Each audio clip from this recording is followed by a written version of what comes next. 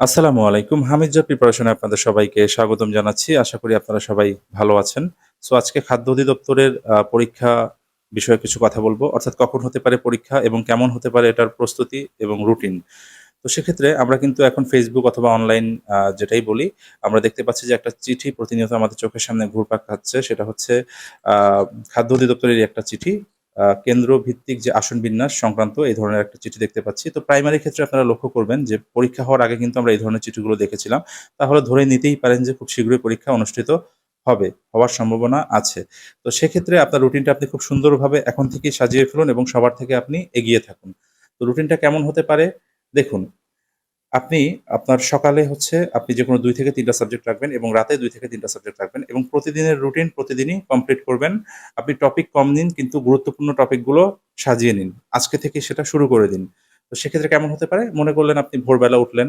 ভোরবেলা উঠে এরপরে নামাজ পড়ে আপনি আ গণিত এবং হচ্ছে ইংরেজি এই ২ টা ভোরবেলায় রাখলেন। এরপরে আপনি যদি কোনো কর্মক্ষেত্রে সংযুক্ত থাকেন তাহলে আপনার কাজ শেষ করে এসে আপনি পরে হচ্ছে বাংলা, এরপরে হচ্ছে বাংলা সাহিত্য এবং ব্যাকরণ, এরপরে হচ্ছে আপনার অর্থাৎ সাধারণ জ্ঞান, এই সাবজেক্টগুলো আপনি ভালোভাবে একটু দেখে নিন। অর্থাৎ গুরুত্বপূর্ণ জায়গাগুলো দেখে নিন। তো এরপরে হচ্ছে যেটা করবেন, অবশ্যই প্রতিদিন একটা করে অর্থাৎ জব সলিউশন প্রতিদিন ২ টা করে আপনাকে কমপ্লিট করতে হবে। অর্থাৎ জব সলিউশন প্রতিদিন আপনি ২ টা করে আপনি কমপ্লিট করবেন। তো যদি আপনি এই ধরনের রুটিনগুলো যদি মেইনটেইন করতে পারেন, তো সেক্ষেত্রে দেখবেন আপনার প্রিপারেশনটা অনেকটাই এগিয়ে যাবে। আর হচ্ছে যাদের টাইপিং এর বিষয় আছে অর্থাৎ যাদের হচ্ছে লিখিতর পর হচ্ছে আপনার দেখা গিয়েছে ব্যবহারিক আছে। তো ব্যবহারিকে উত্তীর্ণ হওয়ার পরে তো আপনি ভাইভা দিতে পারবেন। তো সেক্ষেত্রে ব্যবহারিকে গুরুত্বপূর্ণ হচ্ছে যে আপনার টাইপিং স্পিডটা।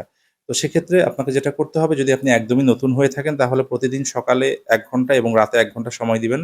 আর আপনি যদি পুরাতনও হয়ে থাকেন প্রতিদিন এট লিস্ট আপনি ০.৫ ঘন্টা থেকে ৪৫ মিনিট, রাতে ০.৫ ঘন্টা থেকে ৪৫ মিনিট আপনাকে অনুশীলনের মধ্যে থাকতে হবে। অর্থাৎ আপনাকে আপনার কনসিস্টেন্সিটাকে আপনাকে ধরে রাখতে হবে।